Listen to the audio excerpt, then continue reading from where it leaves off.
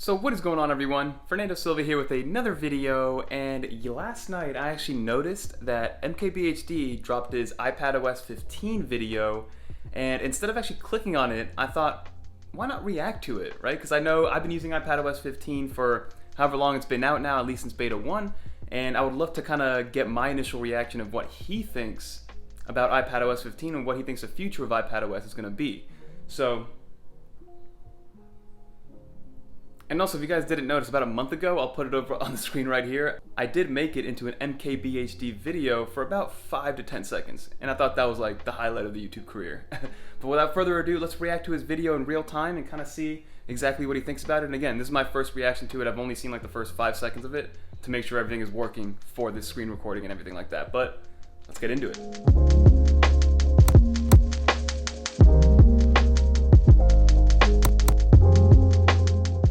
Okay, everybody, so let's get right into this video. So we're gonna pull up YouTube. Here we have MKBHD's video.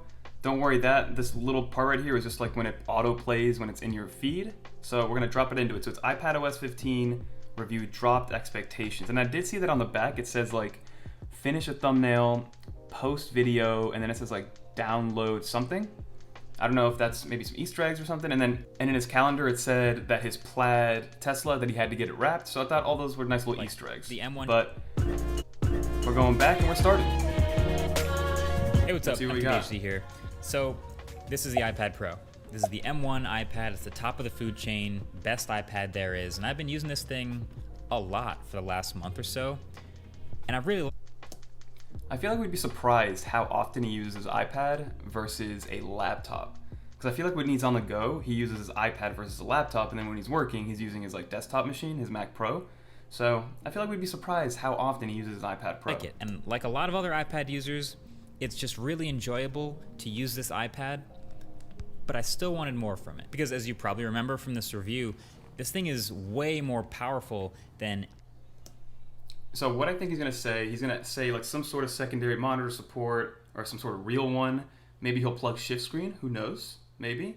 And then I bet you he's going to say some sort of like better multitasking, although the new multitasking overall has been pretty good. I've grown to like it more and more as I've used iPadOS 15. Any software that's taken advantage of it. Like the M1 chip in here benchmarks higher than the 16-inch MacBook Pro. There's 16 gigs of RAM in this tablet. It's crazy. And so it felt like it's finally time for some big updates to iPadOS. And I wasn't the only one who said this on camera. The iPadOS 15 update that's coming up has got to be a pretty significant Love his shirt, by the way. Have that same shirt, but in a hoodie. Casey, nice to what that we vibes. have now in iPadOS 14.5. Like, it's got to be, right? Maybe, hopefully, this is the year that we see Apple put like real apps in this thing, like Final Cut. And this is honestly super exciting because that's going to make this thing so incredibly powerful that it really is setting this iPad up to be able to do some really amazing things. Maybe even run Final Cut Pro. That is me crossing my fingers. Now, I don't know what the obsession is with Final Cut Pro, and like, I feel like a lot of people are going to think that once Final Cut Pro makes it to the iPad Pro, then all of a sudden it's going to be a pro device. But I keep telling people that there's like pro enough apps already. They're just not named Final Cut Pro. It's called LumaFusion, and it's not called Photoshop. It's called like Affinity Photo, right? So there's pro level apps already on the iPad Pro. People just want, I guess, what they're used to, which to each their own, and I'm not gonna fault anybody. I mean, one of the reasons why I stick with LumaFusion, aside from the fact that it's on the iPad Pro, is because LumaFusion was only $40 compared to Final Cut Pro being $300, right? So those are other things you gotta keep into account when using applications on the iPad Pro. iPad Pro apps are normally, especially the pro level apps, are probably going to be cheaper than the macOS counterpart. We're currently filming this video 2 days before WWDC 2021, where Apple is expected to announce some new features for the iPadOS. I hope that the extra RAM is indicative of something brewing for WWDC. Well, you know what else was also once said on video? Expectations are the thief of joy. Meaning we got our hopes up pretty high for all these big changes we wanted to see in the software, but there was almost no way that whatever they announced could live up to what we wanted to see. And so iPadOS 15, it's nice. It's a nice update with some tweaks and UI things, refreshes that make sense on the iPad. So I kind of agree with him with this statement, right? So, like, everything, the writing was on the wall, obviously, right? Like, everybody always says, don't buy something for the promise of what it's going to do tomorrow, and I kind of stand by that. I'm sure he does, obviously. But the writing on the wall was that extra RAM. So with that extra RAM, we thought we were going to get more pro-level apps, maybe better customization on the home screen, just more customization and more things that you can physically do because there's going to be more RAM that's going to let you do that, right? But, and MKBHD is right, we're kind of stuck in this middle ground where the iPad, you know, it's not a phone, it's not really a laptop, it can get a lot of productive work done, but maybe sometimes not as much as macOS, so it's kind of like in this weird middle limbo where it's an awesome, cool looking device that people want to use it as their main device, but some people still can't. I don't know, there's a lot of, you either love it or you hate it, you know, there's no real in between. Be the thief of joy, because I've been using this beta, iPadOS 15, for a little bit. Like I said, there's been a developer beta, now there's a public beta. It's really good. There's a lot of good stuff. I'm going to show you the stuff that's made the most difference to me, that I like the most about the iPad, and then I have some thoughts on iPads as a whole. So the biggest change we've all seen by now is you can finally put widgets anywhere on the iPad's home screen. You know, like you could with Android tablets for the last decade. It really shouldn't feel like that big of an upgrade, but it does for the iPads, since they were confined over to the slide over area before, where you could still put them, by the way, but now you just have all this huge canvas to lay them out, and it's so much better. Plus there's also a new bigger widget size, so you can really use some massive widgets. You can have a whole home screen that's just 100% widgets if you want to. But then the other home screen upgrade that the iPad gets is the app library now too. App library was actually really key. Really like that addition to iPadOS 15, even though it was a really easy one probably for Apple. So you can now hide apps from your home screen that you don't want, and it actually feels really natural that it just pops up after your last home screen. So this is a long time coming. I really like this new, essentially, app drawer for the iPad. The big thing that always comes up the most with the iPad, though, is multitasking, or at least having more than one thing open on the screen at once. It's a huge canvas, but you might not necessarily be multitasking. Sometimes you just need two windows to do one task, like you're taking notes on something or copying and pasting between apps, things like that. And so, yeah, it's not necessarily multitasking, but it is gonna need window management. So iPad's running iPadOS. That's what it is, window management. It needs better window management. That's what it is. 15 technically handle multiple windows exactly the same as before, but the upgrade here is it's more visible and it's way easier to remember. So they surfaced it by just constantly showing you these 3 dots up here. Anytime you open an app, there's the 3 dots up top, and when you tap the 3 dots, it shows you 3 simple options: full screen with one app, split screen, or slide over. So if you split screen, you can pick another app to go split screen with, and right away you're half and half, so you can just copy and paste or go back and forth, multitask, or whatever you want to call it, the way you could before. And if you pick slide over, all the same slide over app support still exists as well. I don't use slide over as much as I've seen some other people. I literally never use slide over. If anything, I think I've used like the notes pop-up window on iPadOS 15 more than I use slide over with the entirety of iPadOS 14. I just don't really find a good use for it, at least not yet. But the functionality and the support is still the same. There's a bunch of small, tall, vertical apps and their own carousel. There are also apps like Safari, where you can have multiple instances of the same app open. And so when you open Safari, at the bottom on the new shelf, it shows all of the windows you've got open, each with their own tabs, no problem. Now, the other biggest UI change to iPadOS 15 is definitely the Notes app. Now, you might be like me and never really use the Notes app very much.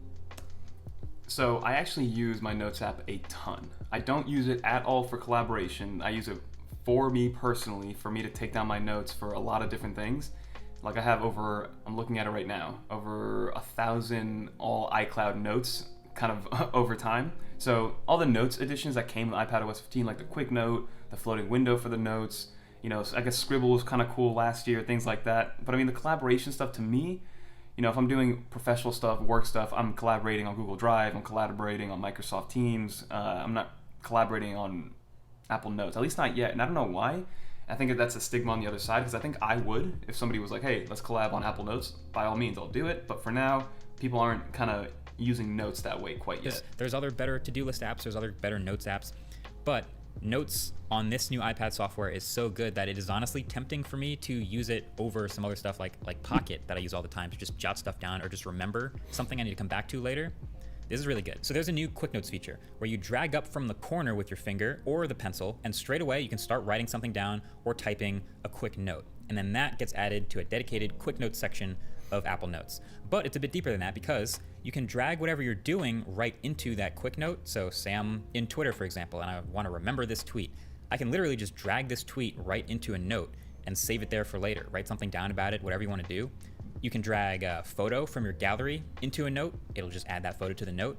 Or if I'm on a website, you can swipe up a quick note and immediately add the link you're at. And with the Apple Pencil, you can quickly highlight something on that page. So later, in Quick Notes, when you click on that link, it returns you to the page with that same thing highlighted. How cool is that? How cool is that? So all of that, plus the really good handwriting recognition, and obviously it's syncing between this and the Mac and the iPhone and all the stuff that has the Notes app. It's really tempting. I'm gonna keep using Pocket, I think, for all this same stuff, just because it also syncs to my Android phone, and I'll be damned if I have one more plugin into the ecosystem. But yeah, the Notes app now is really good. And they're also gonna be adding that universal control feature that was a super cool demo to control your iPad. So this universal control thing I haven't even tried. I don't even think it's available even through the betas, but as of right now, so you guys know, the only beta software that I run is on the iPad. I don't run it on iOS, and I don't run it on macOS, just because. With a mouse seamlessly from a Mac running macOS Monterey. Nice. But aside from that, iPadOS I really like this actually. Still just how you remember it, which is really fun to use a lot of times, just slightly frustratingly limited sometimes. Also, there's still no weather app, by the way, so there's this huge weather widget, but when you click on it, it just opens Safari and goes to weather.com. It goes to the weather.com. You bought Dark Sky, just make a weather app. Also, there's still no calculator app officially on the iPad. You can have a little widget from the quick settings or the control panel, but yeah, there's no full screen weather app or calculator app in the iPad. But generally, this was the update that we were all talking about and waiting for. And for those of us who were teetering on being able to use our iPad Pro full time and get rid of any laptop, I don't think iPadOS 15 is the thing that pushes us over the edge. It doesn't really change that. I keep doing this iPad only challenge for myself, even though I've done it on video before, where I just won't use my laptop for a while and I'll just try to use the iPad for everything. And this update didn't really lengthen the amount of time it took before I got frustrated and had to bring my laptop again, but it did make the time I was using the iPad that much better. So I think the thing to keep in mind here, just the background to all of this, is the iPad's great. It comes from a company that also makes laptops, right? So even though they've got all this big talk and this marketing campaign, what is a computer, all that fun stuff, at the end of the day, this company also makes computers. So if they're gonna keep selling those computers, the iPad basically has to stay firmly in between the iPhone and the Mac. And it's until they prove us wrong, basically, that I feel like that's still gonna be true. They didn't become a $2 trillion company by being bad at business. They're not gonna cannibalize their own products. This is just where the iPad lives. The one thing I will say that's on the other side of this is I'm reviewing all of this new software on the perspective of someone who really wants to use this full time on a $1,000 iPad Pro. But this software will also be on everyone else's iPads, on all the $329 iPads, in people's homes, in schools, all the iPad Airs, people who aren't replacing their entire computer, or maybe they don't need all that much functionality and they can do everything they want already with a normal iPad. And all those iPads will just get better for this. So that's the iPadOS 15 update. So there you have it. More visible multitasking is my big takeaway, but also just like, here's the iPad, here's what it'll do. It's not really touching this or this. And I enjoy using the iPad, and that's what it comes down to. But let me know what your thoughts are in the comment section below. We can talk about it. Either way, talk to you guys in the next one. Thanks for watching. Peace. So I do agree with what he finally said, right? So the iPadOS and iPad Pro is going to be stuck in the middle. It's not going to be an iPhone. It's not going to be a laptop, at least not for a little while. And what he said at the very end really caught my eye, right? Like, I'm in the same boat as him. I use this 12.9-inch M1 iPad Pro thinking that I'm going to try to replace my laptop, right? And I'm using like the $1,100 version. Pretty much I'm trying to justify the purchase by saying, hey, it's an $1,100 device, it better replace my laptop. But I also forget that this iPadOS 15 update is going to go all the way down the line with zero differences or iterations. So you're going to have the same experience on that $329 iPad, and you're going to have the same experience on the $1,100 iPad Pro.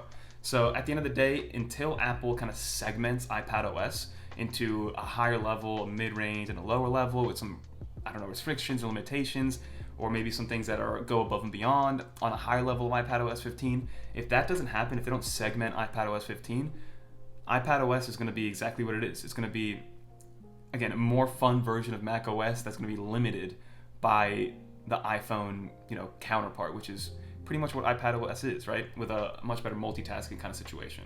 But that's gonna do it for this video. Hopefully you guys enjoyed. Very, very different video for me. I've never really reacted to a video like this, but I figured I love MKBHD's channel, love what he does. Obviously love iPads. Been using iPadOS 15 for a little while now, and I wanted to see his take on, what iPadOS is for him, and then also what the future's gonna hold, because I don't know if the future's gonna be that much better with iPadOS 15.